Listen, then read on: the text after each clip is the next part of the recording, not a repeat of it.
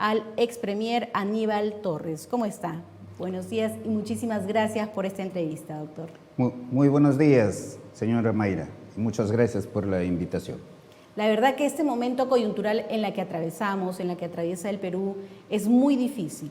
Yo quiero verla desde su perspectiva sobre este gobierno. Usted conoce a la presidenta Dina Boluarte, ha trabajado con ella, ha sido parte también de su gabinete, pero la verdad que el Perú está sufriendo en estos momentos. ¿Qué le faltó? ¿Qué no tuvo? ¿Qué tiene? ¿Qué no tiene? Porque liderazgo no hemos visto. ¿Por qué este gran rechazo y repudio que tiene la presidenta de casi el 97% de todos los peruanos? Bueno, sí, es verdad que yo trabajé con ella varios meses, por eso la conozco. Ella, claro, no está en condiciones de gobernar, no tiene las habilidades, los conocimientos, no las capacidades para poder gobernar. Ella no gobierna. Ella es un instrumento, ¿no?, de otros grupos de poder, entre ellos Fuerza Popular. Alianza para el Progreso también. Ellos son los que gobiernan, ¿no? Ellos tienen sus ministros, sus viceministros, sus directores, han copado todo el Estado, todo el Ejecutivo, y no solamente todo el Ejecutivo, sino también todo el Congreso de la República y las otras instituciones autónomas. Pero ¿hasta cuándo el Perú va a resistir esa ineficiencia y este pacto prácticamente que han hecho estos partidos a través de las bancadas con la presidenta, que ya lo dijeron, y no solamente el doctor Aníbal Torres, también hemos escuchado a diferentes congresistas decir que es un títere prácticamente como presidenta? Bueno, ¿hasta cuándo vamos a soportar esto? Le voy a decir que la sociedad peruana está demostrando que se encuentra en una situación de decadencia, porque la realidad social ahora es terrible. Con Pedro Castillo no hemos tenido nada de lo que tenemos ahora. Con Pedro Castillo sí había inseguridad ciudadana, pero de bajo monto. Ahora la inseguridad ciudadana ya ha copado el país. Y en alto nivel. Y bueno, se debe a que existen, ¿no?, dos tipos de organizaciones criminales. Las organizaciones criminales, diremos, presuntas, que se encuentran ejerciendo el poder, y la organización criminal común. Todos ellos son los que atacan allí como una tenaza a la sociedad, de manera que estamos en una situación sumamente peligrosa, tanto para la persona, para el desarrollo social, el progreso económico, el progreso en todos los aspectos. Con Pedro Castillo, luego que levantamos las restricciones para la pandemia, comenzamos a crecer, y comenzamos a crecer grandemente, y llegamos hasta el 3%. Ahora, con la señora Dina, que lo utilizan, como he dicho, como instrumento para los intereses de una pequeña clase, de una pequeña élite, ¿no?, caímos hasta una situación sumamente grave. Se incrementó la tuberculosis, la desnutrición, la inseguridad ciudadana, ¿no? Se paralizó todo el progreso en materia de educación, en materia de salud, ¿no? Se paralizó todo eso. Con Pedro Castillo no había eso. Pedro Castillo fue el presidente más grande que ha tenido el Perú en toda su historia, que claro, ahora lo quieren ocultar la derecha, ¿no?, a través de sus medios de comunicación. Pedro Castillo fue aclamado en el Perú, en el lugar en que se iba, ¿no?, la gente se peleaba por acercarse al presidente, o reclamaban permanentemente las distintas organizaciones del país para que Pedro Castillo concurra allí. Fueron, ¿no?, reuniones apoteósicas, especialmente en los descentralizados, en donde participaban no solamente los ministros, sino las autoridades locales, las autoridades regionales, miembros del Congreso de la República, pero fundamentalmente los trabajadores, los habitantes de la localidad, ¿no? Un campesino podía entrar y podía hablar. Claro que los leídos querían tergiversar, ¿no?, lo que decía el campesino, pero para eso nosotros estuvimos para poner serenidad, tranquilidad e indicar lo que quería decir el campesino, porque nosotros conocemos, ¿no? La idiosincrasia de nuestros campesinos. No se discriminaba absolutamente a nadie. Y eso es lo que le dolió enormemente a la derecha, ¿no? Y por eso lo atacaban a Pedro Castillo. A Pedro Castillo se lo atacó desde el primer día que juró el cargo. Desde ese momento querían vacarlo por permanente incapacidad moral, o sea, no había ejercido ni horas, pero ya tenía una permanente incapacidad moral como presidente. Eso fue durante todo el ejercicio del poder. Más bien hay que pensar que en una sociedad como la nuestra, como Pedro Castillo pudo gobernar todos los meses que se encontró allí, hasta que fue derrocado finalmente el 7 de diciembre. Y yo en repetidas oportunidades manifesté que existía esa voluntad de golpe por parte de un sector no mayoritario del Congreso y por parte de ciertas élites económicas en nuestro país que han tenido el poder durante toda la República. Si podemos visionar ahorita, en estos momentos, al Perú con las crisis que tiene, crisis económica, crisis de inseguridad y crisis política, ¿cuál es la diferencia del gobierno del expresidente Pedro Castillo y de la hoy presidenta Dina Boluarte? Bueno, que a Pedro Castillo no se le dejó gobernar. Había que atender permanentemente a los ataques que venían desde el Congreso, a los ataques contra los ministros de Estado que se producía a cada momento, querían cambiar ministros a cada instante. Para eso se habían unido, por supuesto, no solamente las organizaciones políticas, sino que eso viene dirigido desde una élite económica en el país que siempre ha tenido el Perú. Además, un sector de la Iglesia, además un sector de la Policía Nacional y de las Fuerzas Armadas, todo eso nosotros lo conocíamos, ¿no? Y en eso estaba la señora Dina, por eso es que la población lo califica a ella como la traidora más grande en la historia republicana. ¿Qué hicieron ustedes como gobierno, usted como premier, por la seguridad, que hoy tenemos un desborde tremendo? Sí, por la seguridad nosotros hicimos mucho, hicimos trabajar a la policía, pero sí, y recordarán allí están mis mensajes, que yo enfrenté a la corrupción en el lugar en que se encuentra, incluso en la policía. Por eso es que me atacaba la prensa duramente, que he agredido a la policía diciendo que hay policías corruptos. Hay policías corruptos, hay policías excelentes, honestos, decentes, transparentes, frente a los cuales me quito el sombrero, pero hay corruptos, hay ladrones, hay asaltantes, hay extorsionadores, hay narcotraficantes, de todo hay en la institución. De manera que para combatir seriamente a la delincuencia, hay que hacer también una limpieza allí en la institución, pero una limpieza legal, no con abusos, no con prepotencia, sino dentro de la ley. Y le faltó agregar, y hay ministros en estos momentos cuestionados también, como el ministro Bueno, del Interior. fíjese usted cómo en un país civilizado podemos tener un ministro de Educación que diga que las violaciones a las niñas escolares en la comunidad de Ahuanzún es una práctica cultural. ¿Cómo mío. este señor puede ser ministro? Ese señor no tiene ninguna condición moral, no, ninguna probidad, ninguna idoneidad para desempeñarse como ministro. Y finalmente, últimamente, lo que manifestó cuando le preguntan que por qué el Poder Ejecutivo no se ha pronunciado en el aniversario del asesinato de varios peruanos en el sur del país, y sale contestando y dice, los derechos humanos son para las personas, no para los... para las ratas. Para las ratas. O sea, ¿Quién es la rata ahí? Claro, ¿no? Él lo califica de ratas, fíjese usted, a esos seres humanos a los cuales asesinaron, cuya sangre todavía está fresca.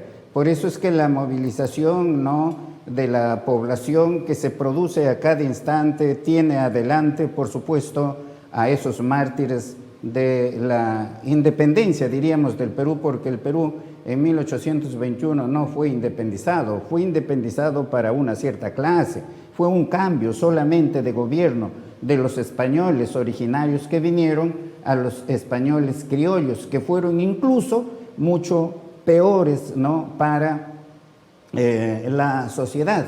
Por eso es que en el país grandes sectores de la sociedad no ha tenido independencia.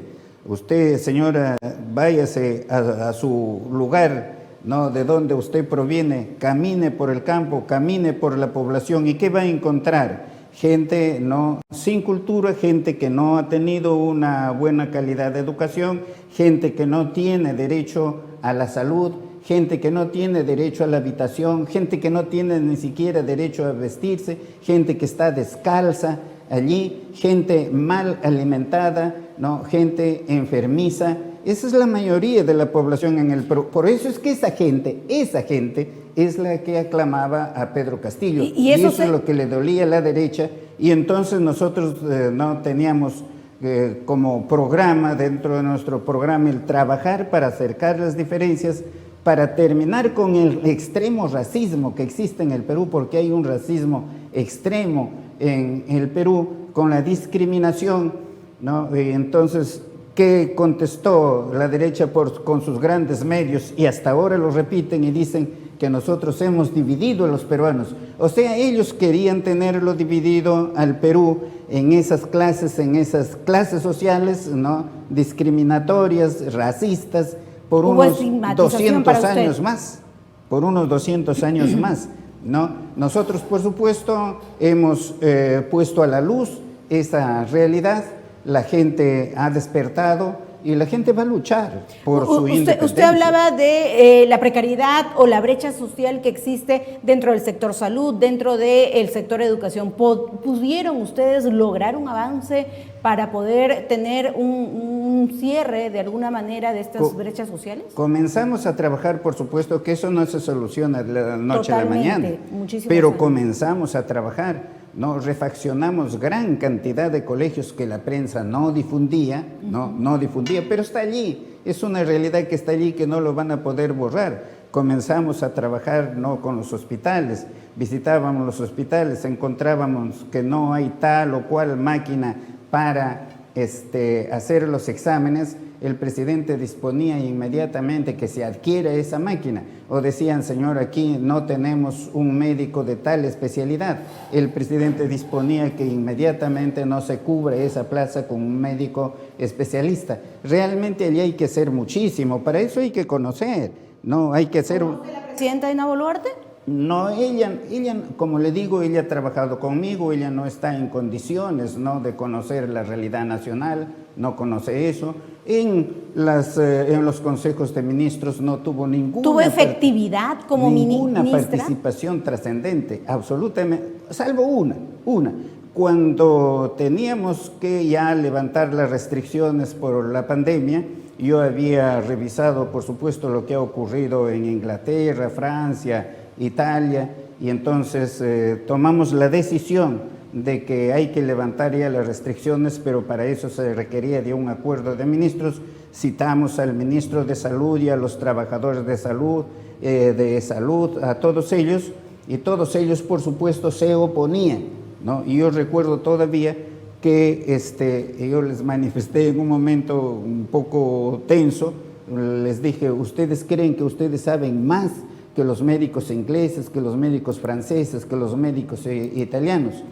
Claro, la señora Dina fue la única que se adhirió a la posición de los trabajadores de salud, ¿no? Pero ya nosotros habíamos llegado con la vacuna a una situación en que se llegó en los países europeos, se vacunó a todas las personas que querían vacunarse, las que no querían vacunarse no se les podía obligar a vacunarse, y entonces estos países levantaron las restricciones y el Consejo, con la excepción de la señora, ¿no?, levantamos las restricciones. Al siguiente, tercer día, yo salgo de mi casa solo, porque yo salía como ministro, salía a caminar por la calle y las calles estaban llenecitas. Una alegría enorme, porque así es como se recupera la economía del país. La gente comienza a trabajar, la economía crece con trabajo, no solamente de las grandes empresas, sino también de la pequeña empresa. La señora, pues, como repito, ella no tiene la culpa de decir lo que dice en sus intervenciones públicas, ¿no? Por eso es que yo tampoco no la critico, ¿no? Pobre señora, ¿no? Pero los que tienen la culpa son los que lo utilizan como instrumento para valerse de ella. Ella es un instrumento muy eficiente para ellos, porque permite que se distribuyan el presupuesto de la República, por ejemplo, el Congreso de la República, todos los beneficios que tienen ahora los congresistas. Por eso los congresistas no van a votar por una vacancia de Dina Boluarte, no, porque ella les está dando dinero a raudales y además les está permitiendo que realicen acciones de crecimiento, de incremento del gasto público, lo cual no pueden hacer porque está prohibido por la Constitución. Totalmente de acuerdo. Usted acaba de decir, para ir por partes, que es muy efectiva para ese grupo de poder. Así es. Pero es muy ineficiente para el Perú. Para el país es Viendo totalmente. todo lo que hemos estado desde que inició la entrevista hablando, ¿cómo visiona usted en este momento el Perú? ¿Cómo lo puede describir? ¿Cómo puede describir el Perú, las situaciones, las crisis, y cómo puede describir el gobierno y el Congreso? Bueno, en este momento el Perú se encuentra en una situación trágica. Estamos con una inseguridad ciudadana, ¿no?, que domina el país, domina prácticamente a todo, la delincuencia. Estamos con un déficit en el crecimiento en todos los aspectos, en nutrición, por supuesto, eso es alimentación, en habitación, en vías de comunicación, en salud, en educación. Tenemos una educación de última calidad. Si no mejoramos la educación, entonces ¿cómo va a haber desarrollo humano, familiar, social, nacional? Es imposible. Lo que hay que hacer entender a los habitantes en el Perú es que la educación es lo fundamental, es lo básico, y allí ese servicio público es el que tiene que ser atendido en condiciones óptimas por el Estado. Para eso, ¿qué hay que hacer? Hay que incrementar el presupuesto, y no se mejora la educación tomando el examen a los docentes. Si los docentes, sus ingresos son pequeñísimos, ya ni les alcanza para comprar un libro. ¿Qué visión tenían ustedes como gobierno en la educación y qué tiene? Entonces, ¿qué hay que hacer en educación?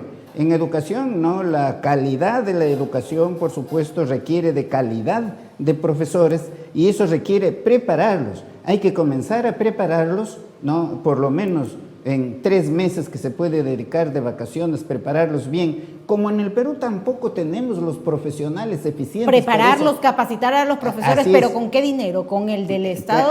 No hay otra forma. Porque la verdad que muchos profesores se quejan que tienen ellos que pagar sus capacitaciones. Así es, no hay otra forma. El Estado tiene que atender a eso es lo prioritario, y para eso hay que hacer lo que hizo el presidente Mujica en Uruguay, traer profesores extranjeros para que no colaboren con nosotros en esa tarea, y además a profesores jóvenes enviarlos con becas a universidades extranjeras. ¿Y qué hizo el expresidente Pedro Castillo por la educación viendo toda esta problemática que usted nos está mencionando? Para empezar, porque para poder cerrar esta brecha, muchísimas décadas, diría, ¿no?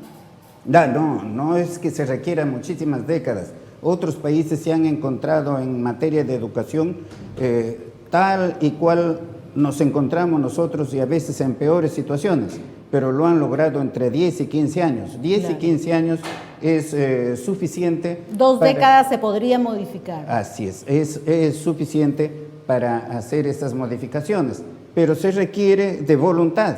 Y no solamente de voluntad, porque se dice de voluntad está empedrado el infierno. Se requiere de conocimiento de la realidad y saber cómo se va a hacer. Pero ¿qué hizo el expresidente Pedro Castillo en esa problemática? ¿En qué avanzó o en qué peldaño se quedó? Claro, allí comenzamos con, recibimos la infraestructura en educación, era una debacle.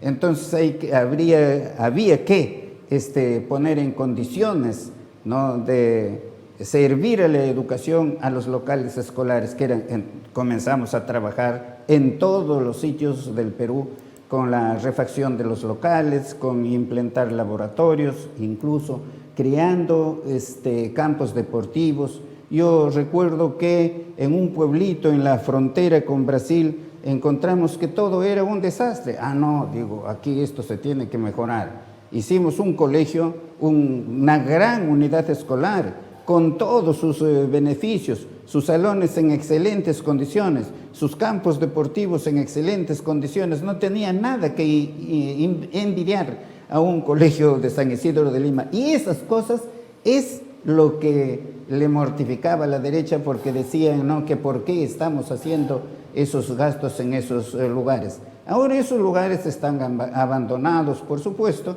e incluso muchos de ellos están queriendo pertenecer ya no al Perú, sino a Brasil o a Colombia. Por mejor situación, ¿no? Porque hay mejor realidad y mejor atención. Sí, así es. Usted hablaba hace un momento de la derecha.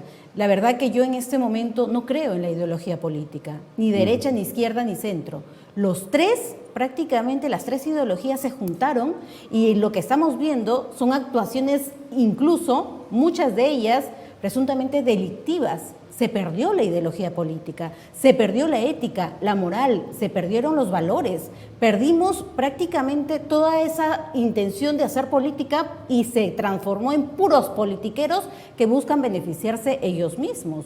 Entonces, ¿qué hacemos ahí? Ahí usted está en lo correcto. Usted acaba de descubrir, ¿no?, o de exponer, de explicar la realidad política en el país. La delincuencia no tiene color político. Está en la derecha, está en el centro, está en la izquierda. No, está en todo sitio.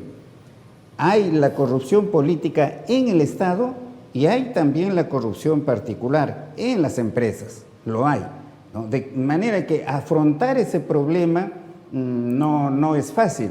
Pero para eso, ¿qué se requiere? Que políticamente, ¿no?, hay que organizarnos para enfrentar a esa corrupción, para ponerle fin a la corrupción, para ponerle fin a la inseguridad ciudadana, para ponerle fin a la falta de calidad de educación, a la falta de salud, a la falta de infraestructura, para ponerle fin a los monopolios, a los oligopolios, a las posiciones dominantes, para ponerle fin a los contratos leyes, ¿no?, que benefician solamente a determinados centros de poder, especialmente de aquellos que se aprovechan de nuestras riquezas nacionales. En fin, se requiere que nos unamos para refundar el Perú.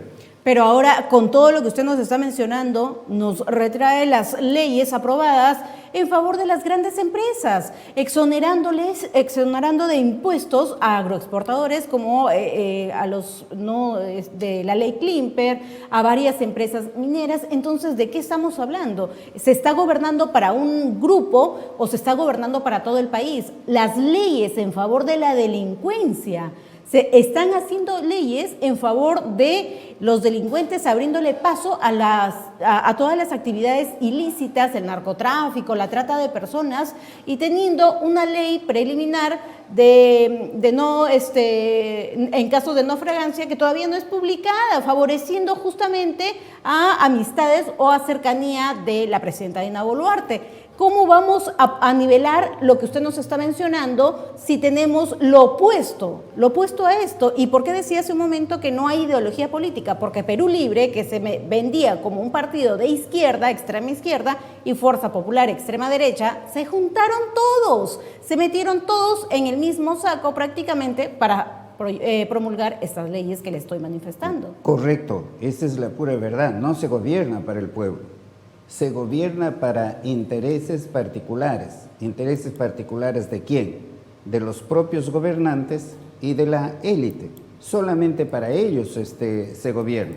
Entonces se ha dado esta cantidad de leyes que favorece a la delincuencia, favorece a la criminalidad. Porque conjuntamente con eso, ¿no?, de favorecer a la delincuencia común, también se favorece a lo que podemos llamar ahora la delincuencia oficial. También ellos están beneficiados.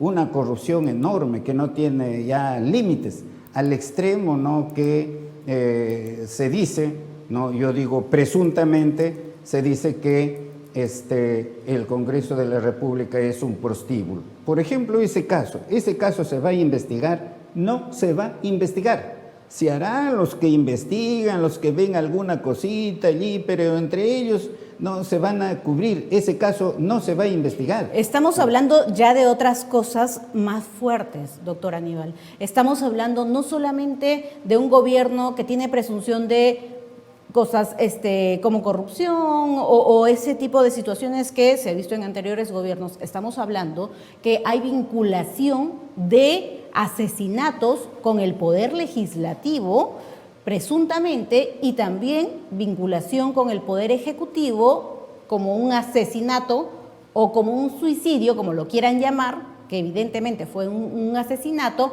con el Poder Ejecutivo. Estamos hablando de otro tipo de situaciones más caóticas, más difíciles y más preocupantes. ¿Qué hacer ahí? Sí, lo que usted dice es muy grave. Hay esa corrupción, diremos esa presunta corrupción, porque también hay personas decentes, personas honestas en el Congreso. Exacto. También los hay en el Ejecutivo, también los hay en las Fuerzas Armadas, en la Policía Nacional. Los hay, no lo podemos negar, ¿no? Pero tenemos que enfrentar a esa enorme corrupción que existe en el país. Esos hechos que usted acaba de mencionar son hechos gravísimos. Esos hechos de asesinatos son hechos de sicariato. Esos hechos, esas muertes, esos asesinatos son para acallar a quienes los pueden delatar. Eso es lo que pasa con la... Silenciando prácticamente a quien podría ser colaboradores eficaces. La verdad que estamos en momentos terribles, en un momento que necesitamos esperanza. Y en el contexto de esto, para terminar esta entrevista y agradecerle primero por este tiempo que se ha dado, ¿cómo recuperamos el país con esta crisis política, social, económica que tenemos y que está prácticamente día a día amenazando también la seguridad de todos los peruanos en toda situación? Allí habría muchísimo que decir, pero diré unas cuantas palabras en cuanto a la inseguridad total que existe en el país. Eso se soluciona estableciendo una estabilidad política, y nosotros no tenemos estabilidad política, y la población, grandes sectores de la población, está asqueada de la política, no tiene intención de participar en la política. Pero lo tenemos que decir, que ellos tienen que entender que todo parte de la política. En el Estado todo es política. El que tengamos mala educación es política estatal, el que tengamos mala salud es política estatal, el que tengamos inseguridad ciudadana es política estatal, el que tengamos ausencia prácticamente de infraestructura, caminos, carreteras, autopistas, agua, desagüe, veredas, etcétera, eso es política. El que tengamos la deforestación en nuestra selva y la contaminación de nuestros ríos, y la invasión de los territorios de nuestras comunidades indígenas, eso es política. Entonces lo que hay que pensar es en que tenemos que participar en política. Tenemos que participar en política, pero rechazando a aquellos que están gobernando ahora, los partidos políticos que están gobernando ahora, porque ya ustedes saben, ustedes ya entendieron que ellos jamás van a gobernar para ustedes, en beneficio de ustedes, si no es para su propio beneficio. Tenemos que cambiar la política. El logro del poder no debe ser para dominar a la sociedad, para servirse de la sociedad, sino para servir a la sociedad. El que gana una elección tiene que trabajar para servir en la sociedad y tiene que trabajar con el pueblo y para el pueblo, por supuesto. Las decisiones se tienen que tomar con el pueblo. Entonces, organicémonos, y participemos en política y resolvamos conjuntamente, no hay otra forma, resolvamos conjuntamente todos estos problemas que con una buena dirección los podemos acabar en menos de un mes y comenzar a crecer en todos los aspectos. Esperemos que así sea por el bien de todos los peruanos, porque creo que esta crisis está afectando muchísimo, de inseguridad, crisis económica y muchas brechas que están por cerrar, crisis social, con una inestabilidad política porque falta capacidad y liderazgo. Muchísimas gracias, ha sido un gusto estar con usted el día de hoy. Esperemos nos pueda también permitir otra entrevista más adelante para seguir hablando de la coyuntura política. Muchas política. gracias, señora Mayra, a usted y a todos sus televidentes. Muy bien.